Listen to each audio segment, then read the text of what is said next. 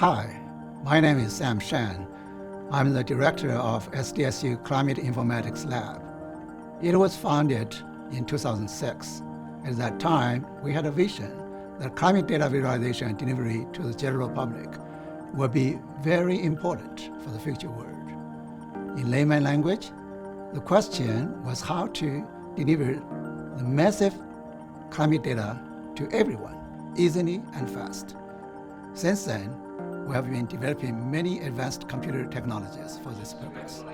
In the last few years, the lab's AI session has been growing. With support from the SDSU IT office, we have access to a series of GPUs provided by Tide that enables us to run and train AI weather forecasting models. We have developed supporting computer code and users manuals to empower undergrad students to make reliable global AI weather forecasts. Our system enables instructors to introduce the AI weather forecasting into classrooms. Funded by the National Science Foundation and other resources, the AI project made a series of hurricane weather forecasts and trained many highly skillful students for the modern job market. Traditional weather forecasting has long relied on government agencies like the National Weather Service. They use massive supercomputers to run physics-based models in hours to produce a 10-day high-resolution global weather forecast. But today, we're seeing a shift.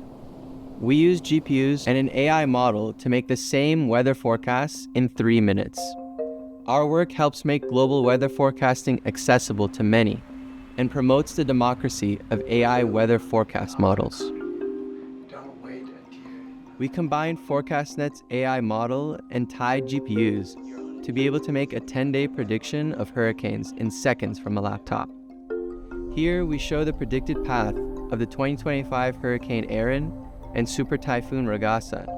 Producing accurate predictions of hurricane paths and the severity of the storm can be key to giving communities adequate time to prepare or evacuate. How do we theoretically justify the reliability of our AI forecasts? Dr. Shen asked me to answer this question by testing the AI model robustness. I added noise to the initial conditions and found that the model still yielded reliable forecasts under the influence of a noisy initial condition. We have written a journal paper for publication on this topic. Dr. Shen also asked us to explore the question of how well the data-driven AI weather forecasting models follow physical laws. To answer this question, we're using the advanced theories of partial differential equations and that of machine learning. We used the Tide facilities to do numerical tests as well. To test the reliability of our forecasts, we compare our AI predicted hurricane tracks against observational data and traditional models like the Global Forecast System, or GFS. This allows us to see where AI models align with or differ from conventional physics-based forecasts. In many cases, ForecastNet reproduces the same storm trajectory as GFS, but in a fraction of the time and with far less computational cost. Our goal is to make these tools even more accessible. We're developing ways to run AI weather forecasts locally without requiring an internet connection. This could be especially valuable for small island nations or regions with limited bandwidth, where severe weather often poses the greatest risk. To make this vision possible, we also need the right computational infrastructure. That's where our collaboration with SDSU Research IT and the Tide system comes in.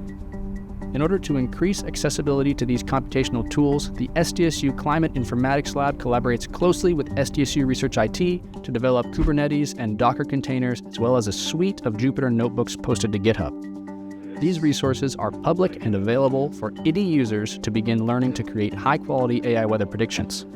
With access to Tide resources, you can use these publicly available user manuals to prepare initial conditions, generate a forecast, produce hurricane tracks, and visualize global atmospheric weather variables. As an example, you can use our Jupyter notebooks that are posted to GitHub as a tutorial. After installing the correct packages and generating a forecast, these notebooks will help you to visualize the results of your AI weather predictions. We can visualize the path of Super Typhoon Ragaza and Katrina by plotting the mean sea level pressure. The lowest pressure corresponds to the eye of the storm. When we founded SDSU Climate Informatics Lab, our vision was simple: to make the complex climate data understandable and accessible to everyone. Today, this vision is become reality. Through AI, visualization, and collaboration with SDSU Research IT and TIDE, we are turning large climate datasets into tools that empower students, educators, and communities across the globe.